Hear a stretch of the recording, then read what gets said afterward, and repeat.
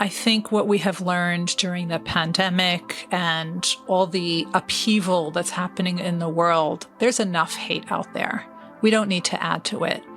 So give people the benefit of the doubt, assume positive intent, and trust and like people until they give you a reason not to.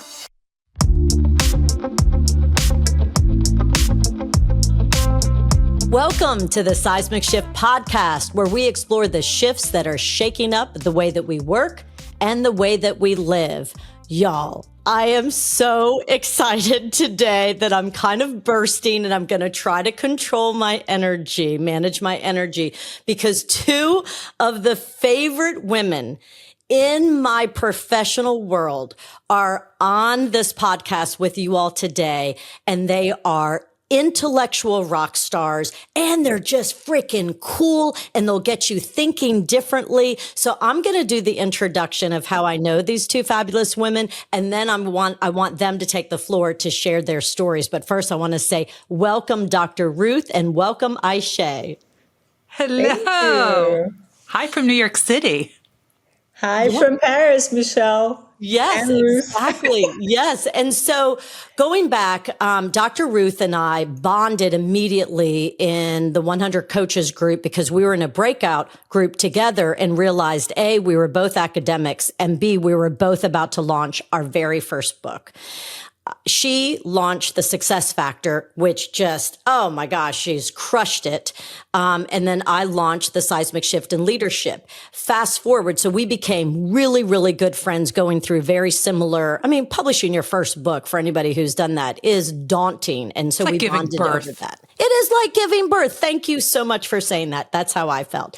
And then Ayse is a part of this group too. And we were still in the pandemic when I joined 100 Coaches, and Ayse was leading, she's a world-class design thinker, and she was leading workshops on the book that she wrote, Design the Life You Love.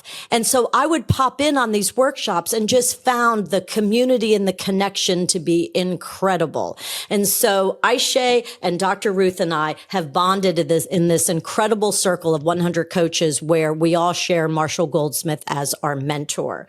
So as two incredibly badass authors, I want to welcome them again to the Seismic Shift podcast. So Ayse, calling from Paris, tell me about you. So now my listeners know you're one of the top design thinkers. You're a published author. Tell me your story. So thank you so much. And then Ruth, you need to tell the story of how we met. Absolutely. That's a great one too. So I'm a design thinker and author, but I am at my core an industrial designer. And you all and your audience probably have either held something that I've designed in your hands or sat on it without knowing it. So that's because she designed a toilet. Exactly. Yes. A toilet seat, but also some armchairs. That one of our designs was actually included in the top 25 designs of the last 100 years by the New York Times. So that's not bad. But everything from concept cars to toilet seats to office systems to potato peelers and kitchen gadgets. But then I took that expertise and from that developed a design process that I called deconstruction reconstruction, which is all about taking what we know apart so that we can see the same things differently and then put it back together in a new way to solve old problems. And then decided that I think that our life is our biggest project. And I wanted to see if I could apply this process to our life as a kind of like an experiment. And that took off, and that actually became the book that Michelle, you were just showing, and which was my first book. And that started something with Marshall. Yay, the second book too. Oh my God, you have everything. I don't know where I need to move the story to you, Ruth, about how Marshall and I, connected and then developed 100 Coaches, but I'll stop here. Well, why don't you tell them how you developed the 100 coaches with Marshall, because I think that's a perfect segue. All right, so I'll tell, and then I'll just leave it at that. But so when my first book came out, I knew Marshall from a 360. So Marshall is known, and this audience might know Marshall Goldsmith's name, but he's known as the world's #1 leadership coach. And I was part of a 360 he did with one of the CEOs who was my client. And we became fast friends. And then when my book was coming out, Marshall, being who he is, an exceptionally generous person, he said, why don't you do a workshop to introduce your book? You know, we'll do this together. I'll invite my friends. And this way, you know, you'll get to promote your book. And, you know, usually I did my workshops with 15 people, but Marshall showed up with 70 of his friends. But he also came, which, you know, somebody else could have just put together the workshop, encouraged his friends, but would have stayed home, you know, on a Saturday morning. He shows up, and I ask everyone about their heroes. And Marshall says, you know, that's one of my, you know, fun standard tools. And Marshall says that his heroes are his teachers who've taught him everything he knows. And then my second question was, so what are you going to do to be more like your heroes? And he said, well, I'm going to teach everything I know to others for free. And that became the beginning of 100 Coaches. Now, Ruth, I'm throwing the ball to you. All right. Well, hey, everyone. I am Dr. Ruth Gotian from New York City. I am an academic. I study extreme high achievers, the Nobel Prize winners, the astronauts, the Olympians, the NBA champions. I am that cool guest at everyone's dinner party because I have the best stories. So I teach people how to elevate their own success. And I do that many different ways. I do the traditional keynotes and workshops. I do a lot of the executive coaching, and I also do a tremendous amount of writing, both in the books, The Success Factor, and my new one, Financial Times Guide to Mentoring. Oh, look at Michelle there. Oh, you are awesome. Michelle was part of our video launch for the book in London. And I also write many articles, both in academic journals. I am an academic, as well as lay journals, Harvard Business Review, Fast Company, etc. And I think we're going to talk in a minute about the two articles that Ayse and I wrote for Fast Company. But this all started the way Ayse and I met, and Ayse and I are about as opposite as they come. She's a creative. I am the opposite of that. She wears all colors. I usually wear all black. She's the free thinker. I am the more, I need those guardrails. During the pandemic, Marshall Goldsmith, who we were just talking about, said he wants to take the 100 Coaches idea to the next level with something that I think Ayse coined as knowledge philanthropy. And he was giving away all of his intellectual property. And I said, who in their right mind in a capitalist society gives away their intellectual property for free? I just could not wrap my head around it. So I have a column in Forbes, and I reached out to Marshall, who I didn't know other than being a follower of his work. And I said, look, if you can convince me that this is legitimate, I will write about it in Forbes. So he called me back. I remember I was sitting at dinner. He said, hi, this is Marshall Goldsmith. And I looked at the phone because I said, I can't believe he's calling me directly and not one of his handlers. We set up a Zoom meeting and we started talking. And I guess he could tell that I still wasn't buying into this idea of giving away your intellectual property. So in the middle of our Zoom call, he texts Ayse. He said, can you join the Zoom meeting? And she joins, and we go through the whole story, and she shared the story that she just shared with all of you about the heroes exercise at that workshop. And all of a sudden I see Marshall's demeanor change. Now I started believing what he was saying. Now in the middle, all of a sudden he says, okay, I got to go. I have a meeting with, I think it was a world leader or something. So he ended the Zoom and Ayse and I continued. And we realized at that time she was living in New York City. We were originally from two different parts of the world. But I think where we bonded was that we had both recently lost our fathers. And anyone who has been through that knows that that is a pain that only those who have been through that can truly connect without speaking. Yeah. And during that's COVID what it was. too. It was during COVID. So Yeah. we hadn't met in person.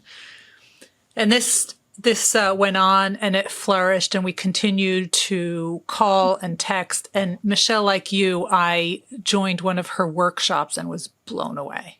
And that's when I became the convert of her work, became even closer friends, and the rest is history. Oh, what a gorgeous story. I did not know that story. I had not heard that. So Ayse met Marshall on a 360. Yeah. And then Marshall brought himself and 70 of his friends to her workshop. Yes. And then you were skeptical Yes. of Marshall wanting to give away all of his intellectual property, hopped on a Zoom. Yes. And then somehow we all came together in Ayse's workshop, and we've been friends. Isn't that just beautiful? And that's a perfect segue talking about connection. So one of the things that I'm passionate about, so Marshall and I are writing my second book together called the Seismic Shift in You, and how to create a culture of connection. Because I believe that it starts with each leader. It is, geared towards leaders. And we have so much more influence and so much more power to create these cultures of connection. And guess what? Disconnection is killing us. And being on Zooms every single day, sitting, is killing us. So we're in this bizarre, I think, kind of vortex of wait. So we know that disconnection and loneliness is killing us, and then sitting all day is killing us, but yet it's hard to get people back to work. This is the way that I spend most of my days. I don't know about you. Actually, both of y'all look like you're in offices. I'm in my home studio and I Zoom all the time, and I crave connection. Like, this is the highlight of my day, being on this 30 minutes with you all, right? And so we've got to figure out, as humans, as leaders, how in the world we can create more connection, because we know it's good for us. So can you give us, I love some of the, I read both of the Fast Company articles all about friendship factories and connection-driven workplaces. I'd love to know more tips that you all have of what we as humans can do to connect better. Well, I think before we get to the tips, I'll let you know how these articles came about. How did an academic and an industrial designer get together to write these two articles? Ayse happened to be this summer in New York City. And whenever someone who I know is coming through town, I don't miss the opportunity to, Michelle, as you said, we need to meet in person, right? When I was in New Orleans, I said, Michelle, are you here, right? Because there's certain things you can't just do on Zoom. So we had dinner together, and she was telling me about the work that she had done in Alaska. And I said, this is great fodder for an article. And she said, well, what do you mean? So we started talking about it and seeing where my work on success and high achievers overlaps with her work. And then we started going back and forth throughout the summer. And I have a long commute to work, and Ayse called me and we started brainstorming during that commute. And she was taking notes as we were talking. And that then led to the article, to both articles, actually. And more is coming. And more are coming. And one of the things that we had realized, and Ayse brought this up, she said, as a child, we go to school, we go to the playground, we have our sports teams, we have natural ways to meet people. And our barriers aren't up. So why are they up in the workplace? And how can we create more of those playground experiences to meet new people, right? like we do in school, in the playground, in the sports team. And with that idea in mind, Ayse then said, we need to develop friendship factories. And that part was all her. Brilliant. Tell me about friendship factories, Ayse. First of all, thank you, Ruth. I love the way you set your friends up for success. Friendship factories comes from our research with older people. So before COVID, we spent a year helping older people design the life they love and subsets of their life: love, purpose, friendship, and well-being. And in the second book, Design the Long Life You Love, is about that. Because then COVID started happening, and I had this beautiful research about the resilience of older people, but also all the lessons we had learned from them, these wiser, amazing people from all across the United States. And I was like, I should really write about this, but not just only for older people, but people of all ages, especially young people. Why wait until you're in your 50s and 60s to learn some of these things? Anyways, the Friendship Factory was part of our insights from our research, and it was really realizing that when you bring people over shared interests, time, and space, you accelerate friendships, and especially if there's a trust factor. For example, there's somebody that they trust that invites them, or an organization they trust that invites them. This accelerates. And being an industrial designer, I'm interested in how you manufacture things. And I thought, love is found, but friendships are made. And if you can make something, you can create factories of it. And so that's the idea of a friendship factory. So, for example, what we're doing here together, the three of us, is a friendship factory because we share the same interests, the seismic shift and innovation and leadership. We are together at the same time and in the same place. It can be online. It can be a virtual place. And these are the kind of places where we can bring back the things we've learned in a playground, which is you go rain or shine. You don't chicken out, you go. You share your toys. So like Michelle, you're sharing your audience with us, your tools with us, and your platform with us. So those are really important.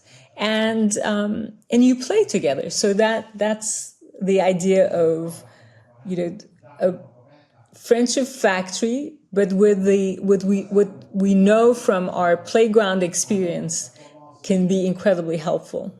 Oh, that's just beautiful. A couple things come to my mind just listening to you explain that, Ayse. Number one, we need more laughter and levity at work. Yes. When I think about playgrounds, you know what I think about? I think about laughter. I think about activity, doing things almost parallel in tandem on the swing, running. Hey, little playmate. Like there are things that I remember being on a playground, but most of them were shoulder to shoulder. And had a lot of laughter and levity. And I am on a mission. I want to bring that back more into the workplace. I believe that the days have to be over where you just bring your professional self to work and then you can be yourself at home. I'm advocating that we've got to bring our full selves to work and let's humanize workplaces where we need our friends to be at work. We need friendship. We need laughter. We need levity. We need a little bit more, playfulness. I remember also another thing that comes to mind, Patty Hoppy. I haven't thought about her name in years. She's retired now. She worked for Entergy, which is our utility company. I swear, y'all, I think this was 20 years ago. She hired me. She had this idea. I still have the paperback book. There was a bestseller called Everything I've Ever Known I Learned in Kindergarten. And she said, she gave me the book and she said, will you design a workshop based on this book for all of my leaders? And I went and to our CVS and I bought that smelly kind of, what is it? That smelly glue that do you remember from like everything that kind of had that smell? The senses. Yes. Yes, exactly. And all the markers and the crayons and quotes and it was one of the coolest workshops. I think we need to bring that more into the workplace so that we're giving ourselves permission to be human, not just to show up as your professional self. Does that make sense? It totally does. And, even going back to what you said on the playground when we were both on the swings and you had this conversation with your friend on the swing, your friend was probably not a replica of you. Your friend was probably quite different from you. And I think as adults, we're looking for friends who are exactly like us, where the beauty is actually in where we're different. And I read your book, The Seismic Shift, and I know, Michelle, that when you tried to, your early days of being a professor, you tried to be like the other professors, the strict, serious one. That didn't work for you. It's when you were yourself that you were able to connect with so many other people. And I think that's how we found our friends on the playground. And that's where we find our friends in our adult life and in the workplace. Because if I'm going to surround myself with everyone who's exactly like me, we're all going to start thinking the same and doing things in the same way. And I think this is why the partnership that Ayse and I had with our writing worked so well, is because we are so different. Where I'm afraid to leap, she's jumping. I mean, totally jumping without a net. And where she was more skeptical, I was like, let's do this.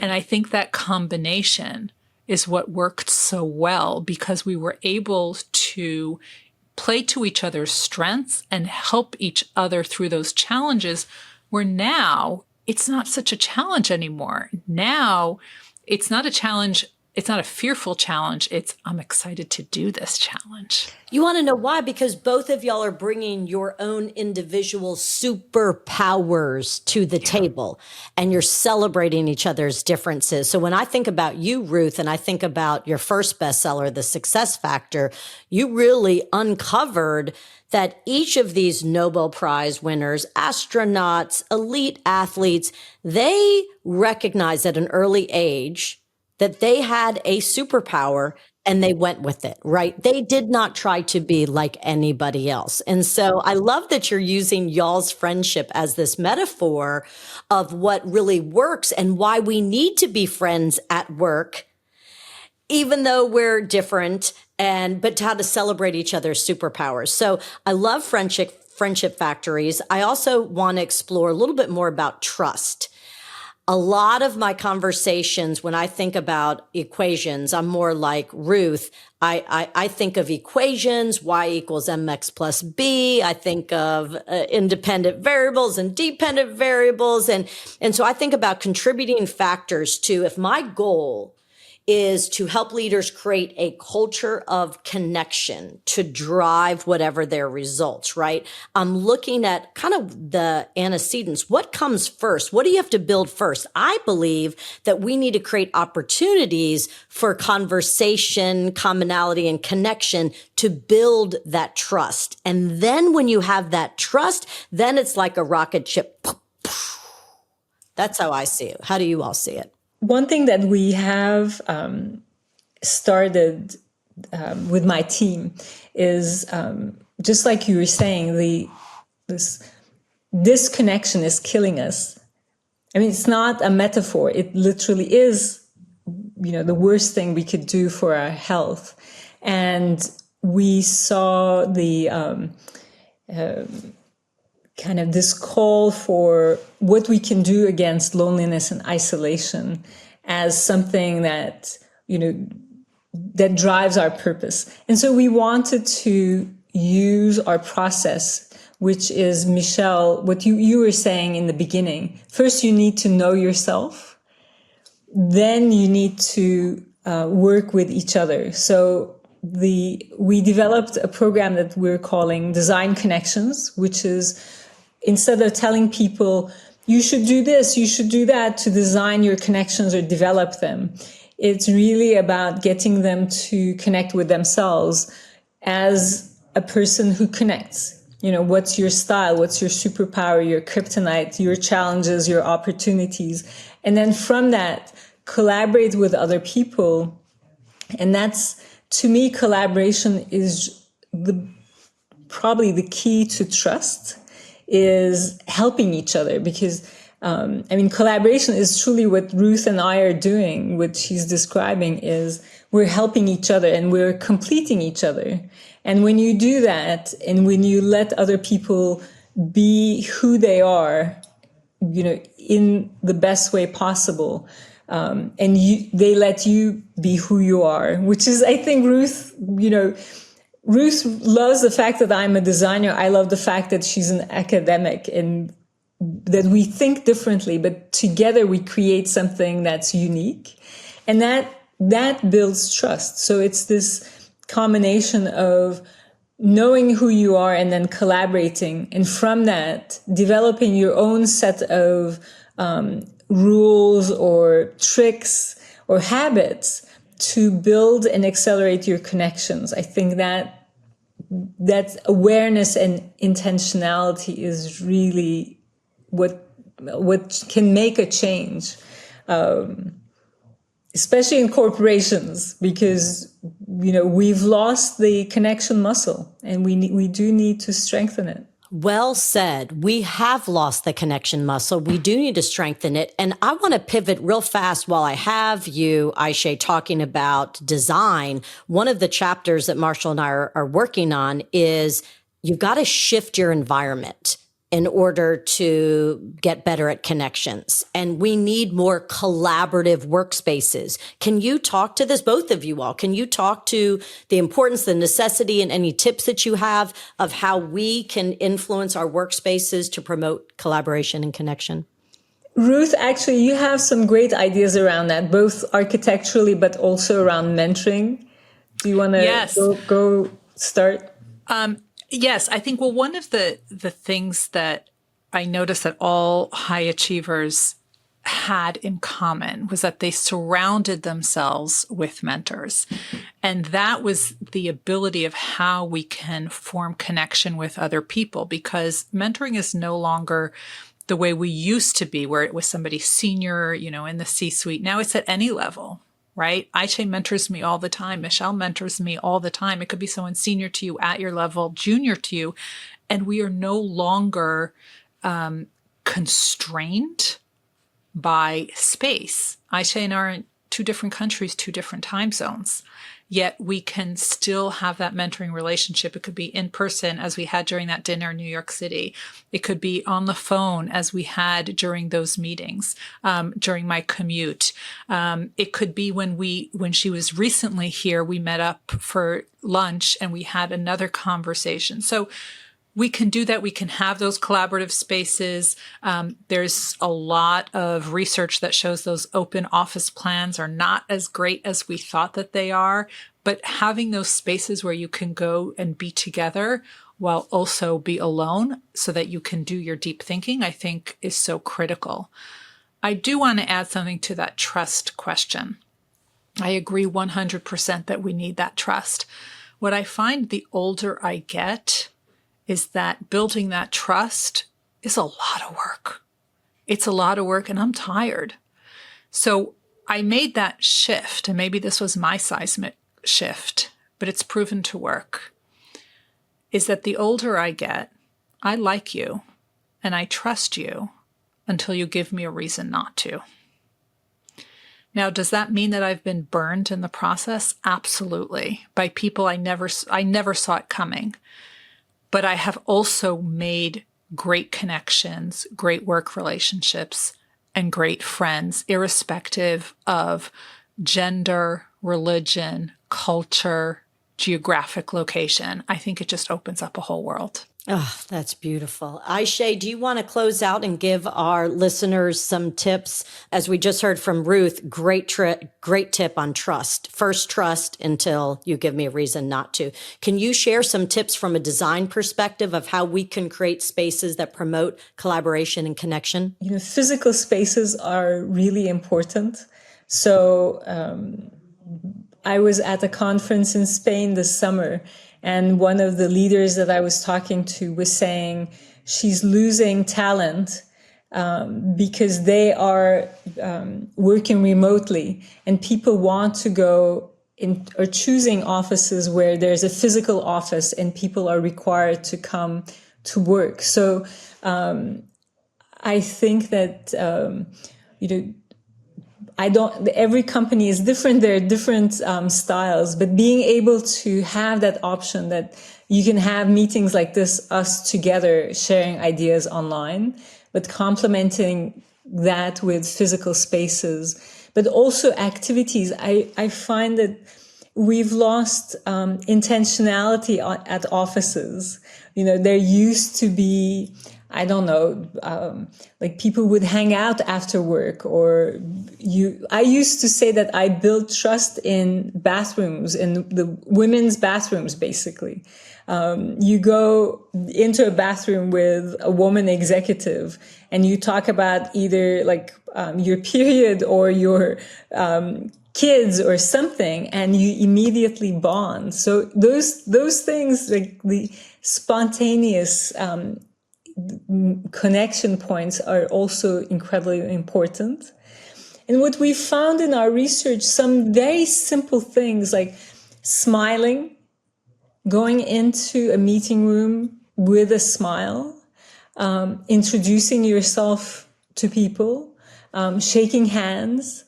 So these are some of the things that we seem to have forgotten, to be able to say thank you. Very basic. Listening more than talking. These are some of the very simple tips that I think we know. It's just that we have lost practice. You are absolutely right. Those simple things of smiling and looking people in the eye and asking questions and finding that commonality and building that trust. We just don't have those organic moments anymore. I do not want to let you all go off of this podcast. I'm very honest. If I could just hold on to this space all day, I'd be the happiest person. I'm going to end with this final question about seismic shifts. So please share with our listeners, Ruth, what has been your biggest seismic shift? And then we'll hear from Ayse, and then we'll close out this session. Well, I think that seismic shift is just what I talked about earlier about trust and liking somebody. I think what we have learned during the pandemic and all the upheaval that's happening in the world, there's enough hate out there. We don't need to add to it. So give people the benefit of the doubt, assume positive intent, and trust and like people until they give you a reason not to. Beautiful. And Ayse, do you want to close out? That's beautiful. You want to close out with your seismic shift for our listeners? I think my seismic shift also actually comes from something deeply personal, in that I'm a designer. I am the most introverted person you can imagine. And my seismic shift has been becoming an extrovert. Doesn't mean I still don't need time to kind of rebuild myself. But I find that going into these environments where I don't know people, with the, to Ruth's point, the positive intent of I'm going to meet my new friends here has changed everything for me. It has made me a more empathic, a more curious, open person. And I now, when I give conferences, keynotes, and speeches, I tell the whole room full, like I have 800 people, and I tell them, my main goal here is to make friends. And people come up to me afterwards and they said, we heard you, so you want to make friends, and let's talk. So that has been my seismic shift, and I cannot recommend it enough. That going into any environment and seeing it as a friendship factory. Oh my gosh, boom. I mean, I'm just feeling so much love right now. Seriously, for the two of you, for your ideas. I'm so grateful that you're putting these ideas out in the world to help others with connection, with trust, with collaboration, with mentorship. I just love everything that you've shared with us, and I'm incredibly grateful for the both of you. Thank you. Thanks, Michelle. Thank you. We're grateful to you, Michelle.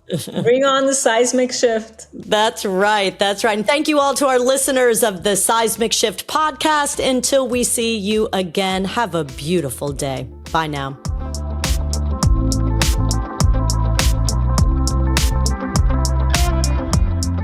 Thank you for joining us on the Seismic Shift. And before you go, can I ask one favor of you? Do you mind sharing today's episode with a leader you know? The power of this conversation is found in your using it and sharing it to create real connection in your life. Lastly, I'd like to thank Loyola University New Orleans and the Terra Firma audio team for helping bring this content to life.